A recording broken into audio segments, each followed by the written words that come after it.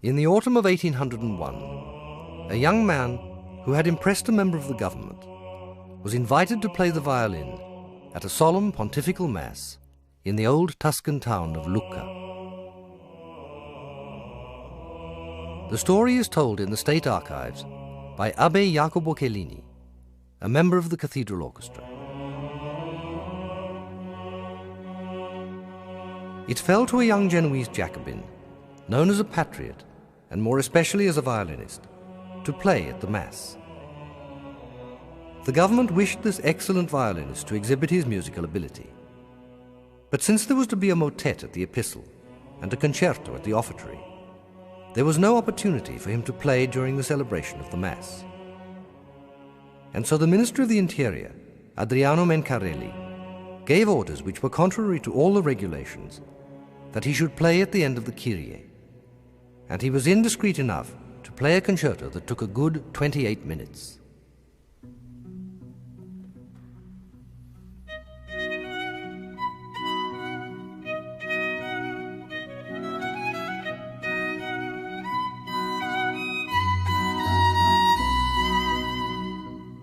This professor certainly manifested an unusual and unprecedented virtuosity. He imitated on his strings the songs of birds, the flute, trombone, and horn. And although everyone admired his astonishing bravura, when they heard this mimicry on the violin, it aroused laughter, even in the church.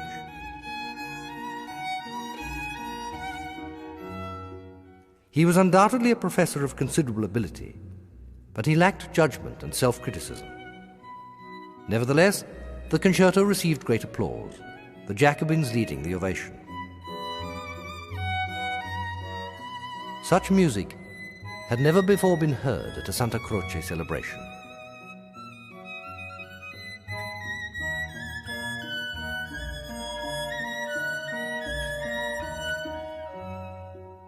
The story foreshadowed much that was to come in the next 39 years.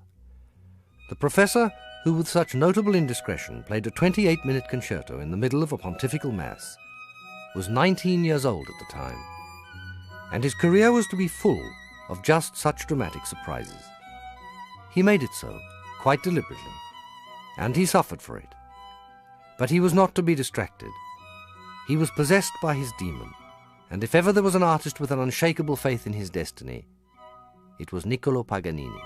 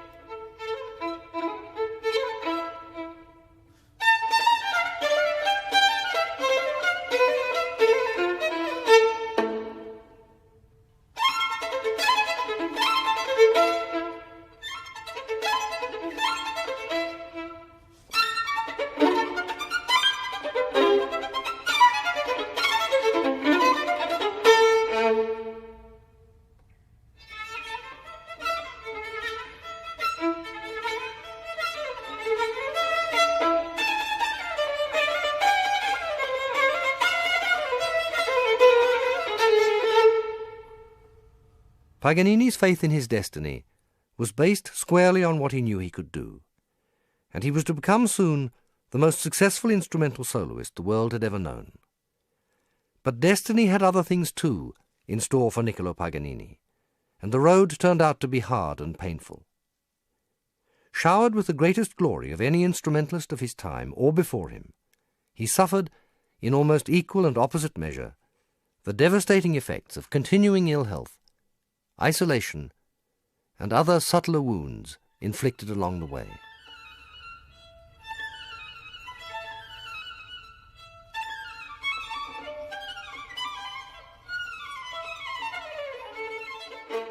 Among his miseries, Paganini was to witness his pursuit of glory and of money, robbing him slowly of almost everything else. As a performer, he went at first from strength to strength, as none had ever done before. But the composer lost valuable time, and the man watched his dreams of a happy life waste away and turn to ashes in his hands.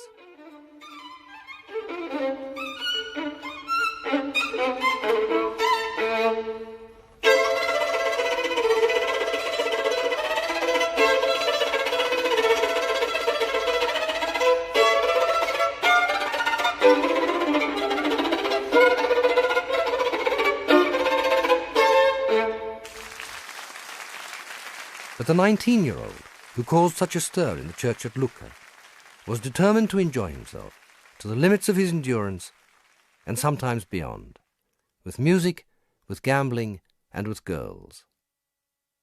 With his whirlwind talent, he left the world gasping, and then watched with amusement how the world made the story its own.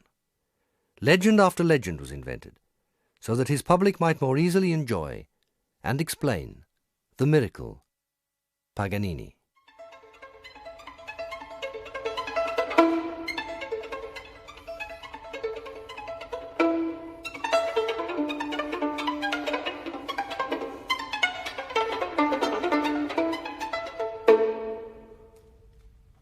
Paganini saw it all, used the legends, and fed them in every way that he could. At 19, his capacities seemed limitless, and he began to compose his 24 caprices, which alone have won him a place in history. But it was the performer, not the composer, who set out to conquer the world, and he was to succeed beyond anything that he or anyone else could ever have dreamed possible.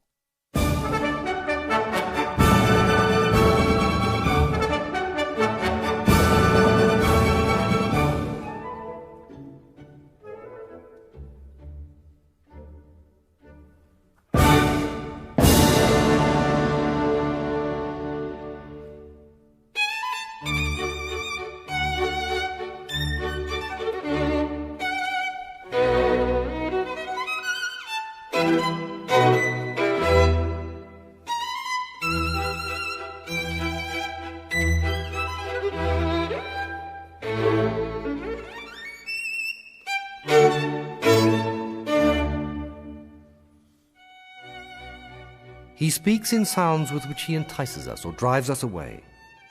He creates emotions and then destroys them with piercing strokes and tears. But when we want to turn away, full of resentment, he embraces our souls again with a golden line and threatens to draw them out of our bodies.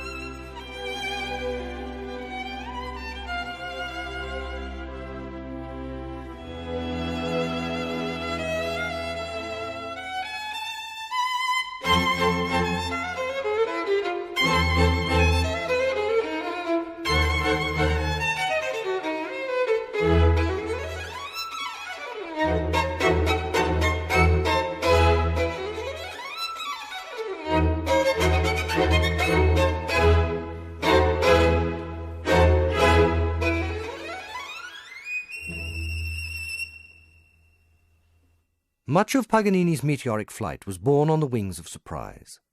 Surprise and fruitful contrast. This came in part from extraordinary contradictions within his own character, which the world was never to understand, and which led in turn to dramatic contradictions in how he was seen by others. Paganini learnt early to exploit this, to the delight or confusion, and sometimes the downright disgust of his public. It was music such as the ear can never hear, music such as the heart alone can dream of. He abuses his powers. He could play divinely, and sometimes does so for a minute or two, but then come his tricks and surprises, his Bowen convulsions, and his enharmonics like the mewling of an expiring cat. With each new achievement, the conviction deepens that he is the greatest instrumentalist the world of music has ever known.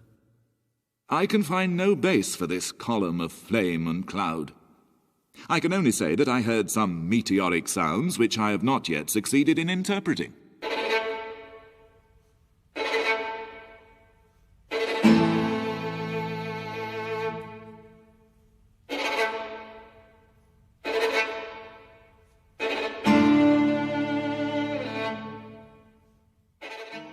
The first time I heard him, he reminded me of Moses performing his tricks in the presence of the Egyptians. I found it irritating. The thing in him that captures and retains the attention to such a high degree is, perhaps, a certain mixture of the fantastic, a weird imagination, and a longing for liberty. He is not so much a lunatic as a poseur. His playing is like a musical hors d'oeuvre, a kind of prairie oyster which one swallows down with the aid of pepper and vinegar. O foolish world! O wondrous taste! O enthusiastic Viennese! I have never been so let down as by this so-called virtuoso. I cannot understand how, after hearing Romberg, Roder, Spohr, and Lafont, anyone can listen for one moment to such trickery. It was more like a twittering of sparrows than any legitimate musical sound.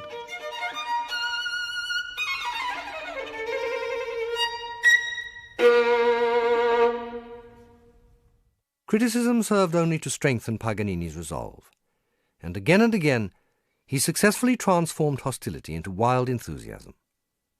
So much so that in time this trick became an end in itself. From a very early age he knew that he could surprise and hold his audience, and so with his violin he set out quite deliberately to dazzle the world. But he kept a more private affection for the guitar, and when the guitar appeared, the music was almost always sunnier, gentler, and more intimately revealing. Predictably, this gave rise to the tale that he used the guitar for his sexual conquests, of which there were many.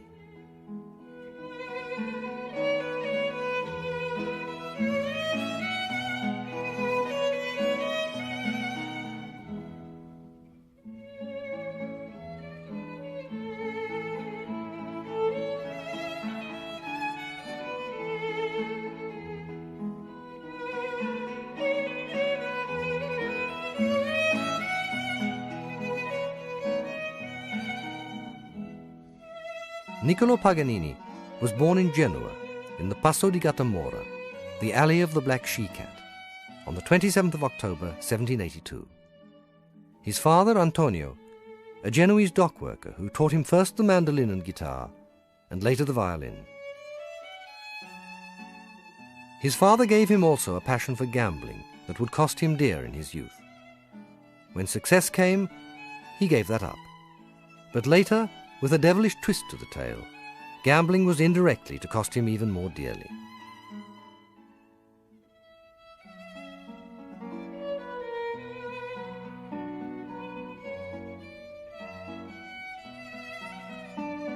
But his father taught him also the Genoese skill with money, and saw very soon the commercial potential in his child. He put his son to work good and hard, so hard that it took its toll on Niccolo's health, and seemingly for the rest of his days. Paganini said later that it would be difficult to imagine a stricter father. The relationship became complicated. If the boy failed to practice for long hours, he was beaten and given no food.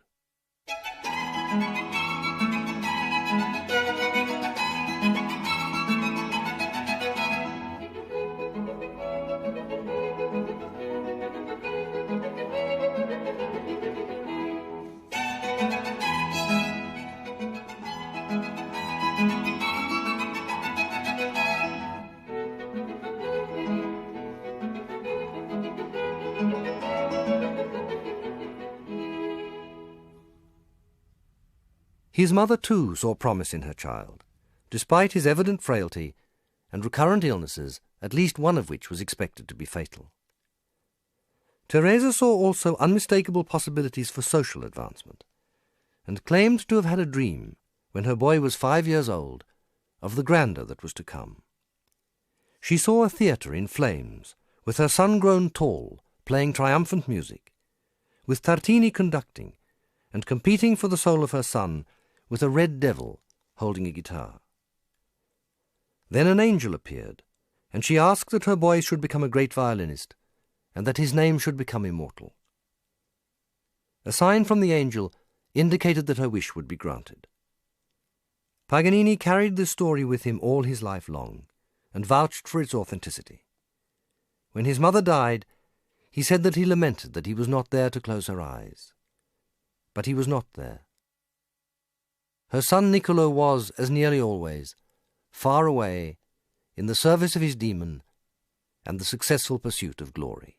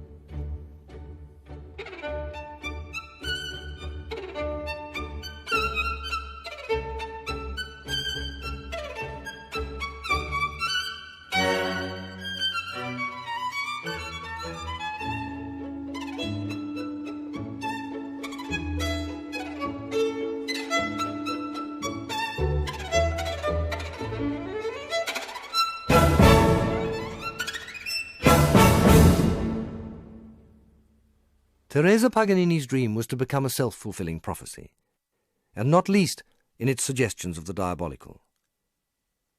The violin had been associated with devilry since the time of Tartini, who had dreamed of the devil and composed his Devil's Trill Sonata. Both mother and son knew the story and used it. Soon it was widely believed that Paganini had made a pact with the devil, and the idea became an essential ingredient in the alchemy. It worked in the minds of both his admirers and his detractors, and at every level, from those who had never been to a concert in their lives to the most successful composers, performers, and poets of his time.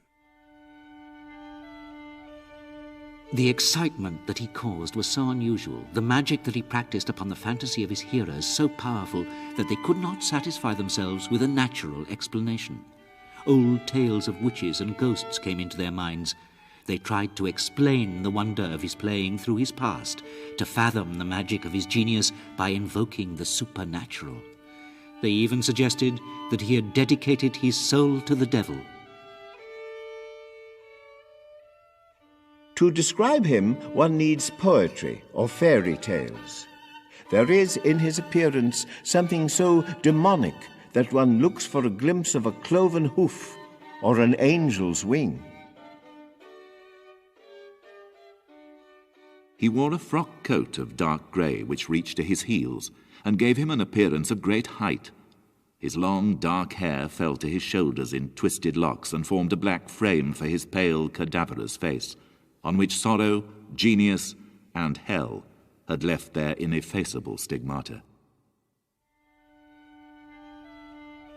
Easter Sunday, in the evening I heard Paganini. What ecstasy! In his hands the driest exercises flame up like Pythian pronouncements.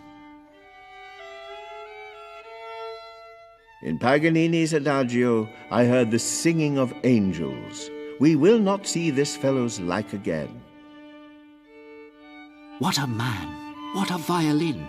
What an artist! What suffering, what anguish, what torment those 4 strings can express.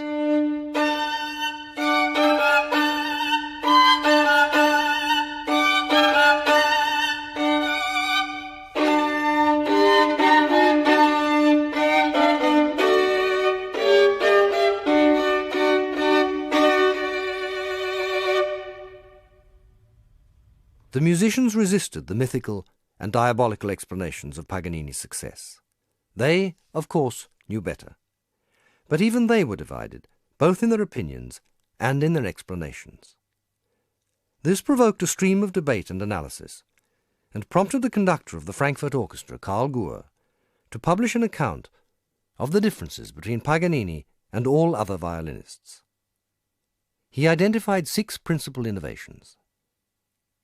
His method of tuning his instrument. In some works, Paganini raises the pitch of all 4 strings by a semitone, and when he plays on the G string alone, it is tuned a minor third high. This has a surprising and magical effect. It is to be hoped that he will share this secret with the world.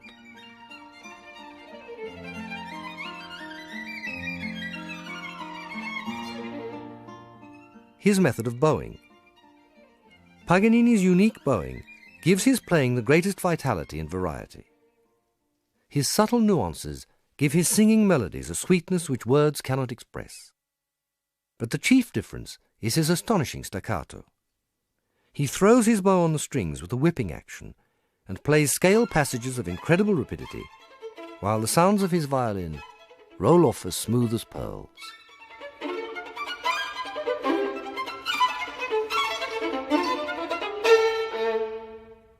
His practice of combining bowed notes with left-hand pizzicato.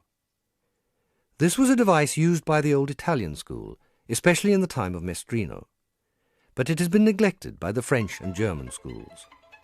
Today, only Paganini uses this technique, and with the greatest success.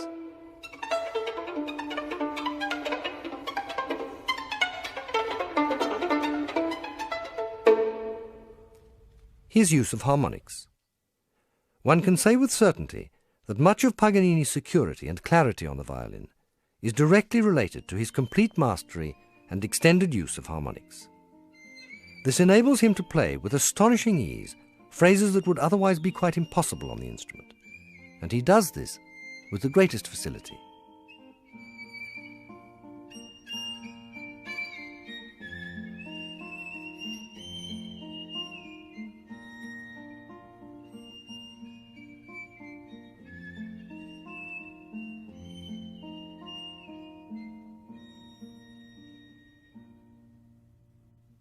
His compositions for the G string alone. In these, the G string is tuned a minor third high, and sometimes even a major third, while using a much thinner string, and they have won him the greatest celebrity.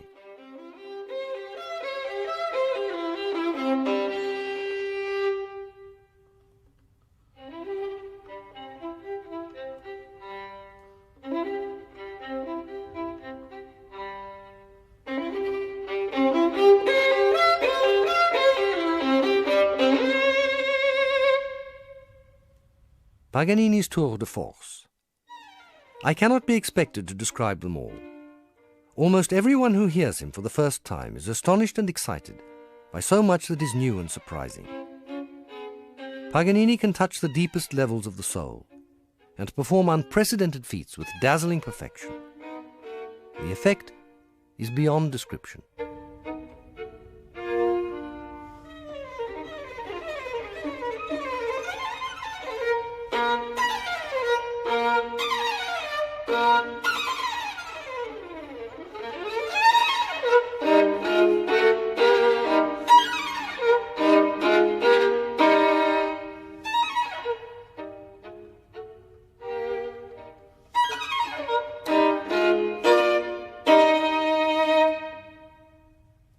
Success and money generated more than legend and debate. Jealousy and resentment followed quickly in their train, and envy was to become the bane of Paganini's life. It pursued him relentlessly to the grave and even beyond, while his love of money and his obstinacy fanned the flames, and delivered him again and again into the hands of his detractors. In his battles with the world, which became steadily more serious until the day he died, Paganini was fortunate in having the help of a Genoese lawyer, Luigi Germi, who gave him counsel, took care of his money, and became his most loyal friend and his most devoted correspondent.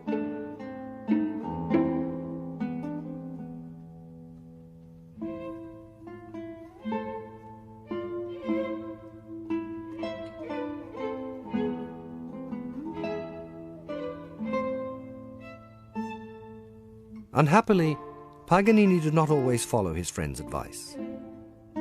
In 1814, when he was 32 years old, and already well practiced in escaping from his lovers, he ignored Germi's warnings and resisted the claims of a Genoese tailor, Ferdinando Cavanna, on behalf of his pregnant daughter, Angelina.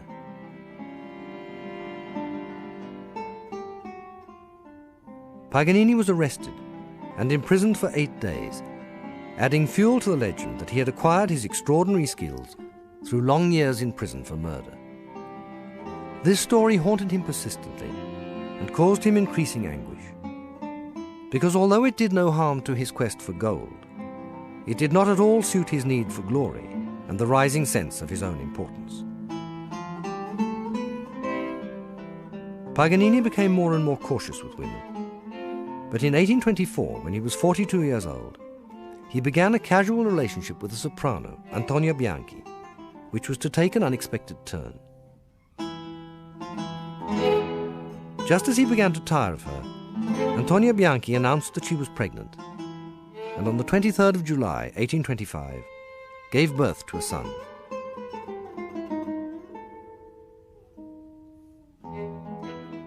Paganini maintained the relationship in the interests of his child, but refused to marry Bianchi, who became increasingly tempestuous and demanding.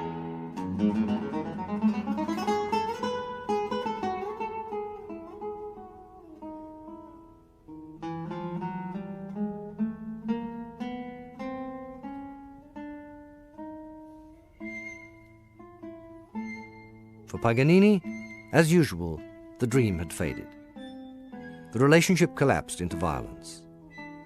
Bianchi threatened to destroy Paganini's violin, and he demanded a separation.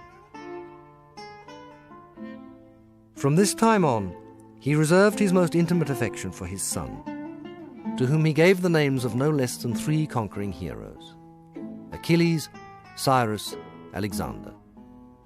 And for many years, Paganini gladly fulfilled the roles of father, mother, and nurse.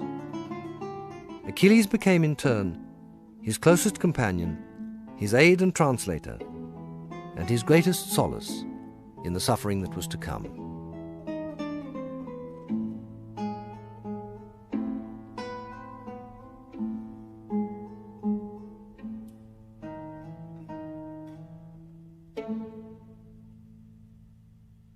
After 3 years of mounting tension, Paganini wrote to Germi, "All is finished with Bianchi. I thought it well to accept her proposal and paid her the sum of 2,000 Milanese scudi. She renounced all claims on me. Here at Carlsbad, I started a cure with the waters, because the people here are wild to hear my violin."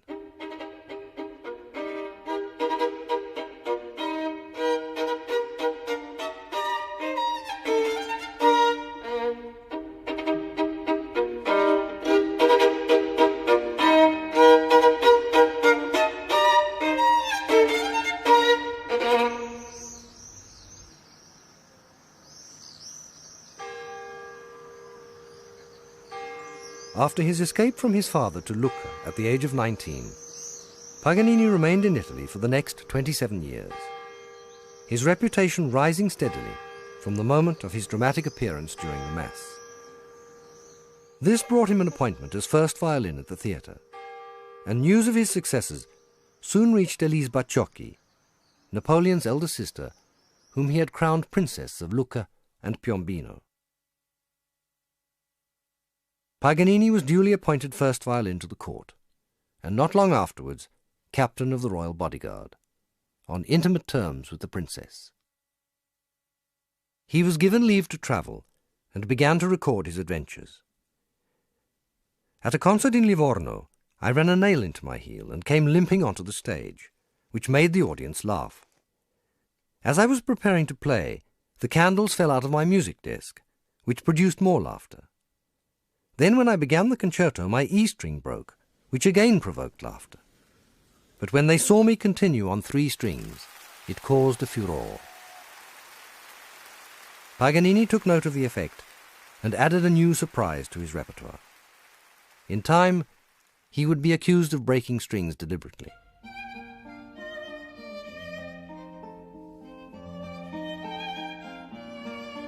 Relations with the princess became strained when Paganini seemed to her to be too friendly with her younger and more beautiful sister Pauline, and then appeared at a court concert, resplendent in his uniform as captain of the royal bodyguard.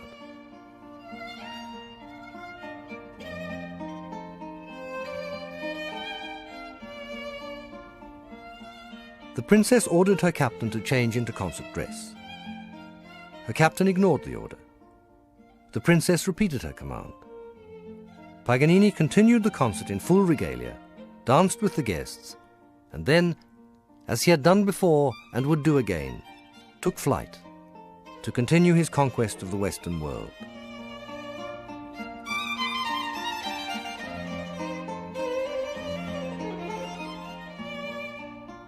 His reputation had long since spread beyond Italy, and he considered travelling further afield. But success had become essential to him, and he waited cautiously for the invitation that he felt he deserved. Eventually, in 1819, when he was 36 years old, it came from the Austrian Prince Metternich, whose daughter had heard Paganini in Rome and been captivated. Paganini resolved to cross the Alps, but illness and caution made him wait 9 years before he did so. The famous Genoese violinist, the Chevalier Niccolo Paganini, has at last decided to undertake a tour beyond Italy and to dedicate his first performances to Vienna, the city of art. Paganini arrived early, made sure that his arrival was noted, appeared conspicuously in public, but remained aloof, except towards the prince and princess, whose drawing room was the only one in which he condescended to play. Then he announced a public concert in the Redutensaal for the 29th of March, 1828.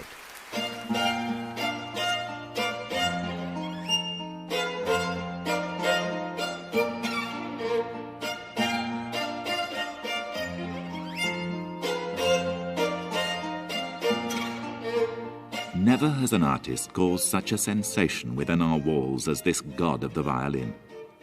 Never has the public so gladly carried its money to a concert, and never in my memory has the fame of a virtuoso so penetrated to the lowest classes of the population.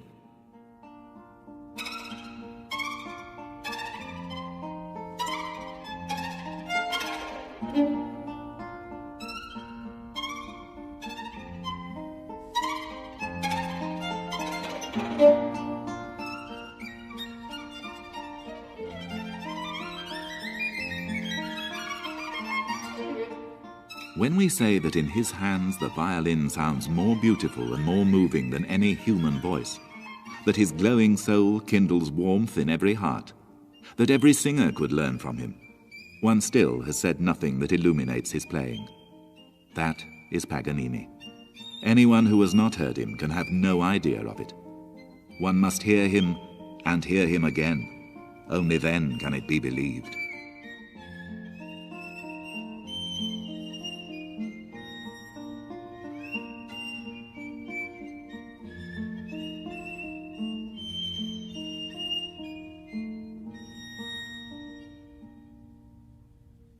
The time was right for the performer who had become the first of the Romantic virtuosi. Paganini rapidly became the focus of a rampant fashion that penetrated all levels of Vienna's social life. His grand tour of Europe had begun, and he had learned a few more tricks of self-promotion. He went on to tour Germany and Poland with equal success, although he did not fare so well in Prague. With his health much improved, he played more than 125 concerts in over 50 cities between 1828 and 1831, and began to make money as no instrumental soloist had ever done before. But as far as money was concerned, this was only the beginning. He became increasingly sure of himself, demanding and eccentric. At his concerts, he would keep the public waiting, often for much too long, then emerge slowly and scrutinize the audience before coming onto the stage in a strangely awkward manner, offer a disconcerting smile that smacked of cynicism, and then sweep his bow to the floor in an imperious gesture as if he were making a salute with a sword. He had learned to build success upon success, and resolved to play in Paris, in the certain knowledge that it would be his greatest challenge. Paris claimed to have the most refined school of violin playing in Europe, and more dangerously, valued artistic expression above virtuosity. As usual, the challenge became an obsession, and as usual, Paganini took his time.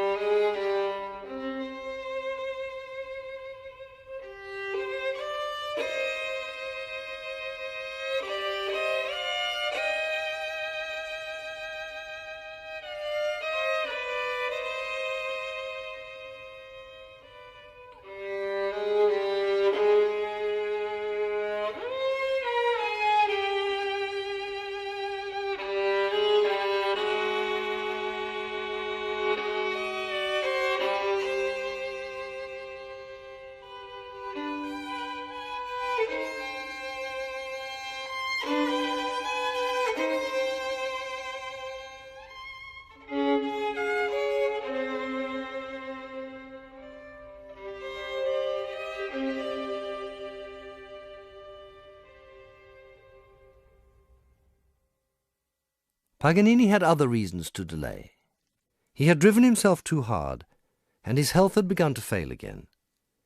He was seriously troubled by a persistent cough, a digestive tract ruined by endless medicines, including mercury for the treatment of syphilis, which destroyed his teeth, and other mysterious maladies which defied diagnosis, but may well have been the symptoms of mercury poisoning.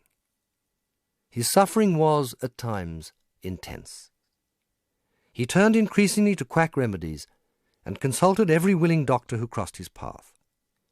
But he continued to drive himself forward, travelled great distances by coach in difficult conditions, and put up in uncomfortable lodgings, sustained by some inner mettle that astonished almost all who came into contact with him.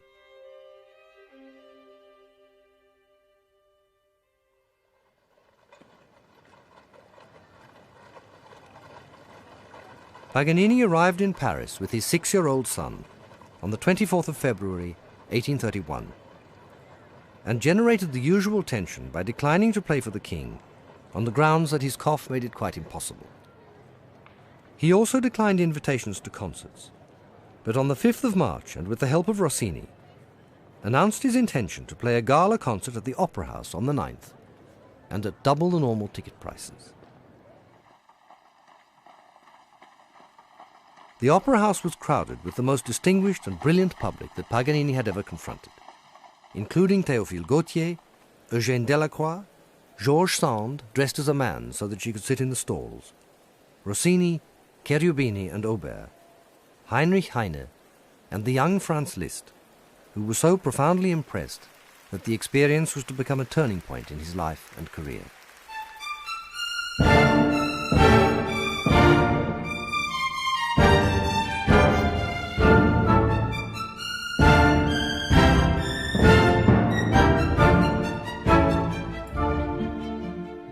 It was a divine, a diabolic enthusiasm. I never saw or heard anything to equal it in all my life. The people have all gone crazy. But you should have seen how awkward he was. He swayed back and forth like a drunken man. His own feet got in the way. He kicked out with them, threw his arms in the air, stretched them out towards the wings, and supplicated heaven, earth, and all mankind for help in his great need. He is the most magnificent lout that nature ever invented. Sell all you possess, pawn everything but go to hear him. This is the most astounding, the most surprising, the most wonderful, the most miraculous, the most triumphant, the most bewildering, the most incredible, the most extraordinary, and the most unexpected thing that ever happened. In a dream, Tartini saw a devil playing a diabolic sonata. That devil was surely Paganini.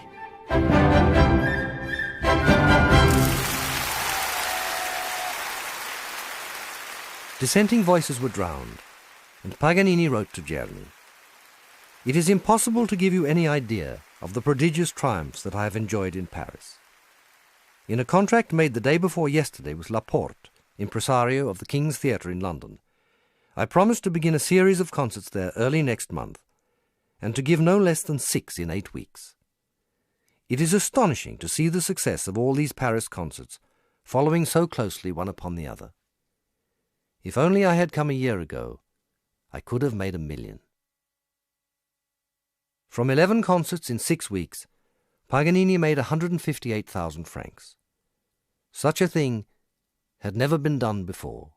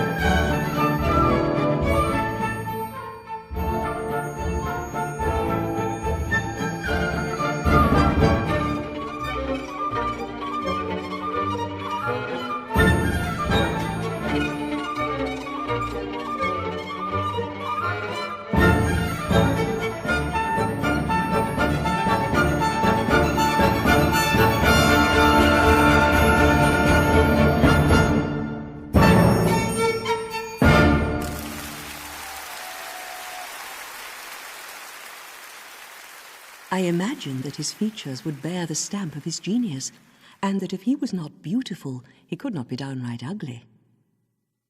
I was disillusioned. I saw, entering the room, a man with a figure that looked almost twisted, with large ears and a long square face framed in long black hair that fell over his collar in the old directoire style. His nose and mouth matched the rest of his appearance, as did his deep-set eyes that burned with a dark fire. All of this gave a look of the satanic to his whole person. But when he spoke of the violin, he displayed the most vivid enthusiasm. I was enchanted. I no longer thought him ugly. And when I heard the divine sounds of that instrument at the opera, I felt I was transported to another world. In the presence of this magician, I was prepared for anything. Had the devil himself appeared, I should not have been surprised. But Paris began to resist the magic.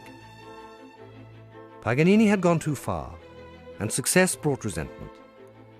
Reports of personal meanness began to spread, and instead of ignoring them as he had done in the past, Paganini became increasingly intransigent.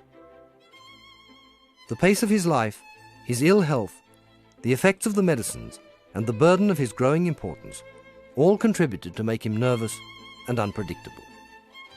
He refused to play at a charity ball, which provoked a spate of attacks in the papers. He made the mistake of issuing public justifications, which made matters worse. And despite donations to charity in an effort to stem the tide, almost everything that he did now seemed to work against him. Even the old legends of his imprisonment and his association with the devil were paraded in public. On the 28th of April, 1831, he left Paris for London. He was said to be looking weaker than ever. Fears were expressed that if he survived the crossing, the English fog would probably put an end to him. After his triumphs in Paris, Paganini was ill prepared for the contrast of London. The city was in political and economic turmoil. He was disturbed by the noise, the weather, and the English, whom he found as foreign to him as he was to them. The state of the country is still dreadful. A feverish activity about the future universally prevails, for no man can foresee what course events will take. Paganini, unsettled and unwell, made a series of errors from which his reputation with the English would never recover. But it did not matter to him. He had set his sights on English gold. Laporte's presumption in doubling the prices of admission to the King's Theatre on the first night of Paganini's performance is one of those extravagancies which could only have entered the head of a foreigner who had beforehand arrived at the happy conviction, moreover, of the infinite gullibility of the English nation. We have had instances enough before in this country of extravagant pretension, yet none of them ever ventured on such an outrageous proceeding as this. The common sense of the majority of the frequenters of the King's Theatre will, we are persuaded, furnish the best remedy for such extortion by causing them to absent themselves till Laporte and his foreign idol are brought to their senses. The King's Theatre, at the prices demanded by the Italian violinist, would hold the enormous sum of £3,980, or in round numbers, £4,000. A sum which, if properly invested, would give to Signor Paganini and his heirs forever the income of an Italian gentleman, and this for a single performance, the duration whereof could not altogether exceed, in the course of the evening, a single hour. The protests grew to alarming proportions. Paganini cancelled the concert, saying that he was too ill to play, and wrote to the Times. Accustomed in all the nations of the continent to double the ordinary prices of the theatres where I have given my concerts, and little instructed in the customs of this capital in which I present myself for the first time, I did believe that I could do the same.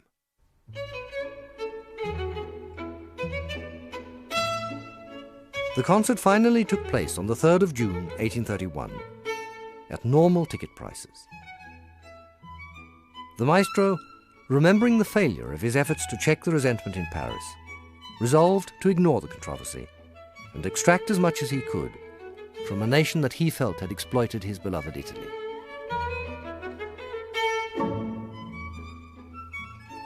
He is not only the finest player, perhaps, that has ever existed on that instrument, but he forms a class by himself. To judge him properly, he must be heard. He is the greatest musical wonder, without question, of this or any previous age. 5 days after his first concert, Paganini wrote to Germany, "If you could read some of the English papers, you would see what unparalleled frenzy I aroused among the cold Britons with my first concert at the large Italian opera house. The whole theatre, pit, boxes and gallery, seemed like a sea in tempest. As soon as possible, I shall give you a better account of the money, which is the most important. Everyone says that such a triumph here is unprecedented. I played, and all the malignant slander changed to ineffable praise." We are slow to swallow mountains, and therefore did not believe all we heard touching the Signor before his arrival. We here retract. Paganini is a solitary man in his art. There is a relation between a unit and a million. There is none between Paganini and his fellow men.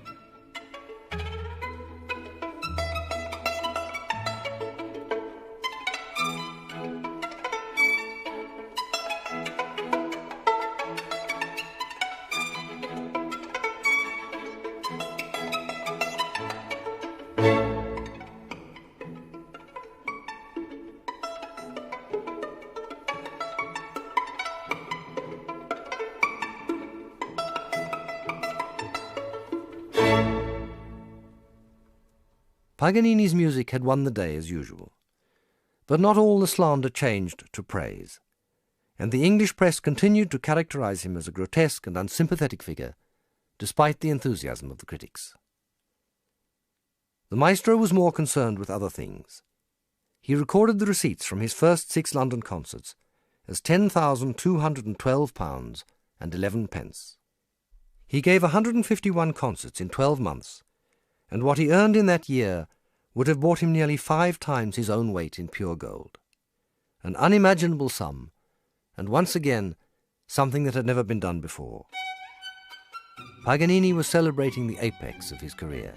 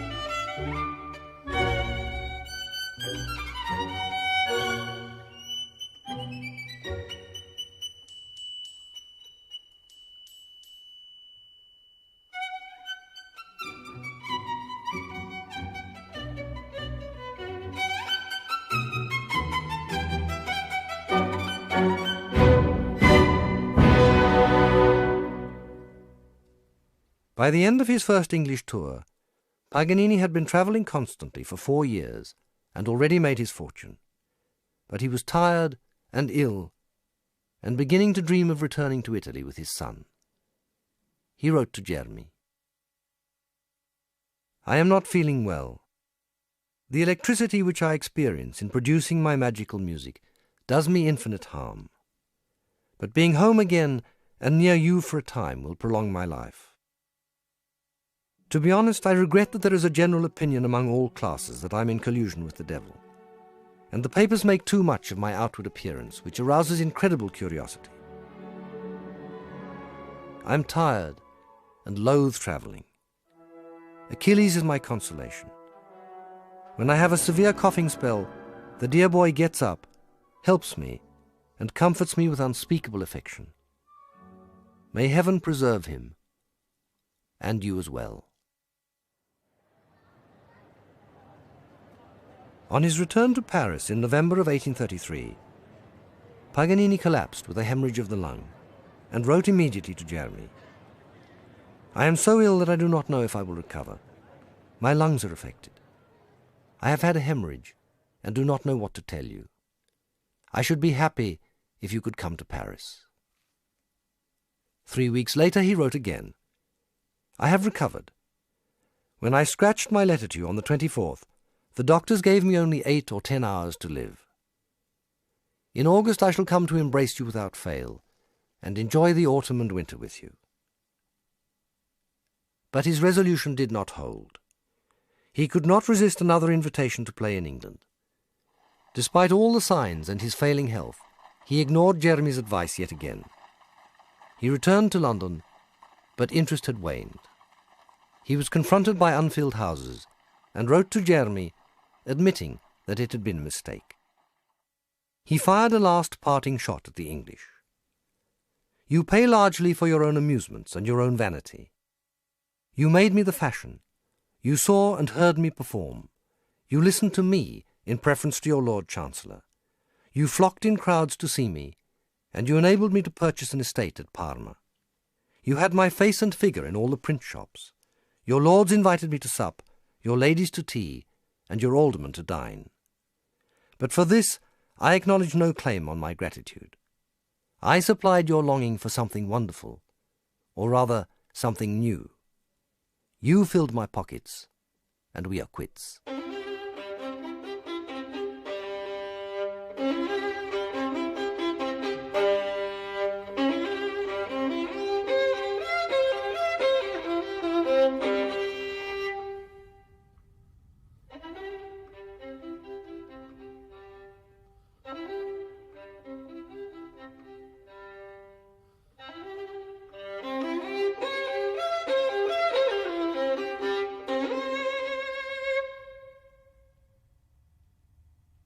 Again, and even more unwisely, Paganini postponed his return to Italy, with the idea of marrying Charlotte Watson, the daughter of his London manager.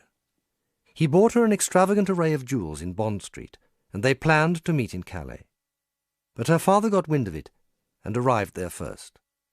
With the help of the British consul and the French police, Mr. Watson escorted his daughter back to England. Paganini returned to Paris, where he felt more at home. But not for long. News of the Watson affair had preceded him, and fed the growing resentment at his avarice and envy at his success. What he encountered now was worse than anything that he had endured in England. His happy relationship with his public had disappeared almost entirely, and even the critics joined in the game. Their leader, Jules Janin, published a taunt in the Journal of Debates.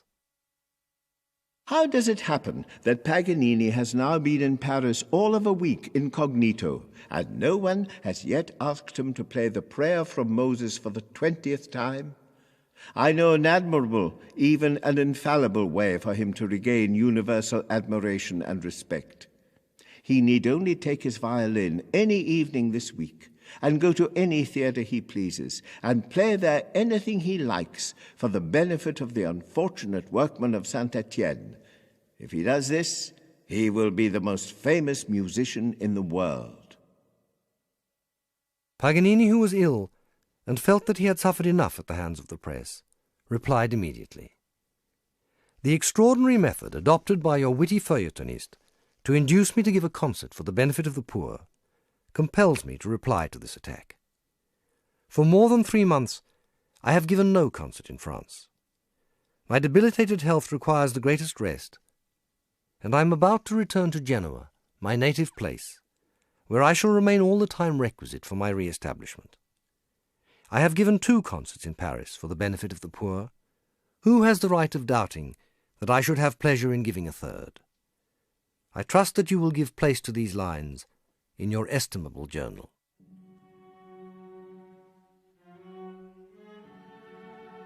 The paper did not accord him that courtesy, and the letter was not published, although it did appear in the London Times.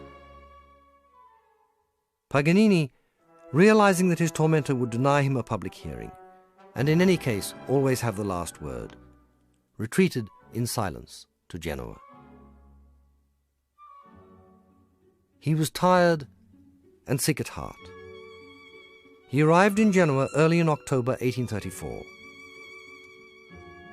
His grand tour beyond the Alps had lasted a little over 6.5 years. He had returned to Italy the most applauded soloist of his time, and by an astonishing margin the most wealthy. At his first concert in Genoa, the city of his birth, he was greeted with a wave of public affection that overwhelmed him. It should have been his moment of greatest triumph, but in fact, it marked the beginning of the end. He was confronted with the dual nightmare of waning powers and intractable, painful illness. He said, "I came back home to see my friends and regain my health, then once more to face the world. I'm going to and must get well." But fate decreed otherwise. He was haunted by a sense of futility that was something new to him.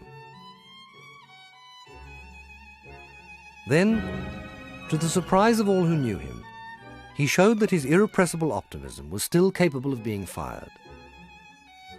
He was invited by Napoleon's widow, the Archduchess Marie-Louise, to reform the court orchestra at Parma, and he saw the fulfillment of a lifelong dream, the creation of the finest orchestra in Italy, and under royal patronage. Marie-Louise knighted him and promised that his every proposal would be adopted. Paganini plunged into the task with a commitment and vigor that astonished everyone involved. But he took the Archduchess too literally at her word, behaved high-handedly, and provoked disputes with her courtiers. His dreams of a new era were quickly crushed in a web of intrigue, and as he had done before, he slipped away to preserve his dignity.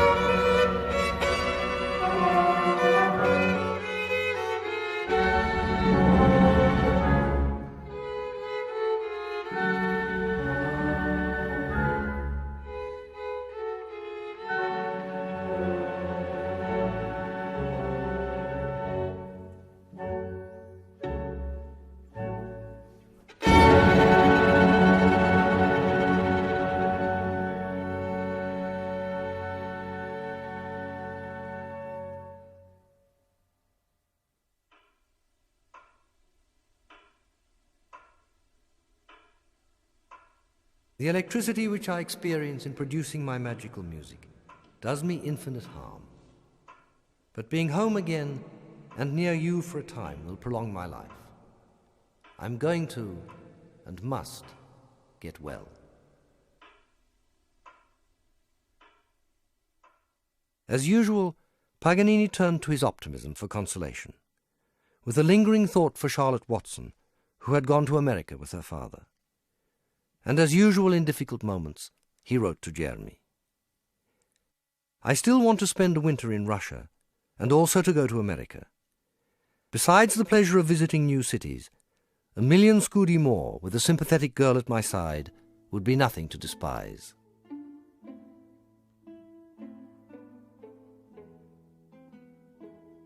His body was failing, and syphilis was beginning to affect his mind. His mood swung rapidly between dejection and elation with delusions of grandeur. He consulted more doctors and looked for a new enterprise to lift his spirits. It was not long in coming. He was invited to take shares in a project to build a casino in Paris, to be named the Casino Paganini. He invested heavily, but was unable to appear at the opening because of his illness and paralysis of the larynx, which had almost entirely destroyed his voice. The gaming license was refused, an illegal concert organized, and the casino was closed by the authorities. A flurry of lawsuits followed. One of the directors was imprisoned, and the others sued Paganini for damages. With his usual optimism, and convinced that they had no case against him, Paganini brought a counteraction. He lost the case, and wrote to his lawyer. I have just this moment learned that a verdict has been brought against me by the civil court, condemning me to pay 20,000 francs in damages. As this strange sentence is incomprehensible to me, I must ask you to explain the reasons for it. Paganini appealed, and to the astonishment of his lawyer, he lost again. I am so shocked, so grieved, that I do not know if I shall have the strength to tell you what has happened. The court has increased the damages to the exorbitant sum of 50,000 francs. To sum up, the court has passed judgment upon you as a man to whom public opinion ascribes a capricious and eccentric character, and it wanted to strike at a man who is reputedly worth several millions. Paganini now understood only too well, and to make it more painful, he knew that his time was running out. But he still had one more grand surprise for the world. Berlioz had suffered a crippling failure with his opera Benvenuto Cellini.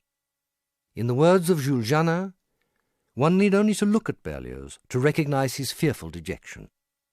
This is no longer the intrepid Titan, but a defeated man.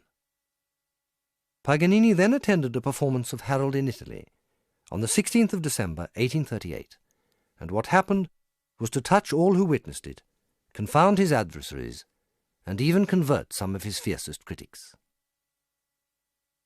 The concert was just over. I was in a profuse perspiration and trembling with exhaustion, when Paganini, followed by his son Achilles, came up to me at the orchestra door, gesticulating violently. No one could even guess at what he was saying. He made a sign to the child, who got up on a chair, put his ear close to his father's mouth, and listened intently. Achilles then got down, and turning to me said, "My father wants me to tell you, sir, that he has never in his life been so impressed at a concert, that your music has greatly affected him, and that if he did not restrain himself, he should go down on his knees to thank you." I made a movement of incredulous embarrassment at these strange words, but Paganini took my arm and rattled out, "Yes, yes," with what little voice he had left, dragged me onto the stage, knelt down, and kissed my hand. I cannot describe my astonishment. 2 days later, Paganini wrote to Berlioz with a promissory note for the extraordinary sum of 20,000 francs. I hurried to the Neoterme, where Paganini was then living. I was told that he was alone in the billiard room. I went in, and we embraced without a word. After some minutes, as I was stammering out I know not what in the way of thanks, Paganini, whom I was able to understand in the empty room, cut me short with these words: "Do not speak of it. Not another word. You will never know how your music has affected me." Nothing was more cruel, more unjust, more pitiless, I confess it to my shame, than my anger. I was wrong in form, and I was wrong in substance. But public opinion was with me, and everybody repudiates an avaricious artist. Today, I admit that the artist was in the right. He considered it a shame to give away for nothing the almost divine fruits of an art that had cost him so much, a talent that he felt, without openly admitting it, was ebbing away little by little with his life. He tried in vain to answer me. He only succeeded in making me more angry than ever, and increased the plaudits of the gallery. And so he relapsed into silence. But he awaited the day of his revenge, and when at last that day came, he showed us how a great artist avenges himself. He avenged himself in the manner of a king of the house of Valois.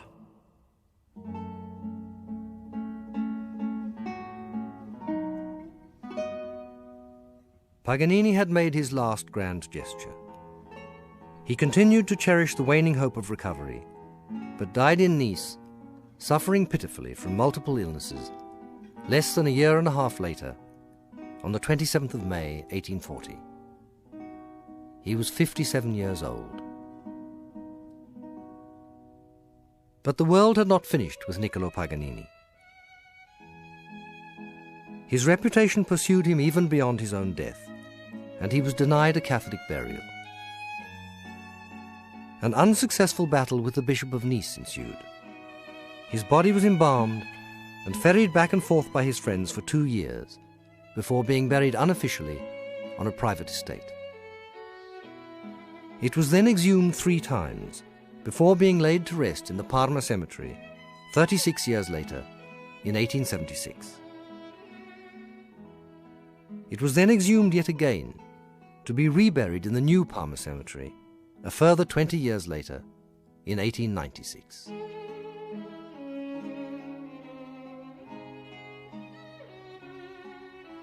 What did he achieve in his 57 restless years?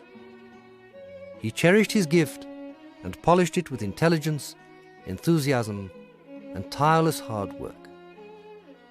He composed a great range of original and memorable music. He changed violin playing decisively and he created the age of the romantic virtuoso. He fulfilled his mother's dream and wrote his own page in the history of Western music. But parental fanaticism and a suspicious nature made him greedy for success, for gold, and for women, and so everything became a battle.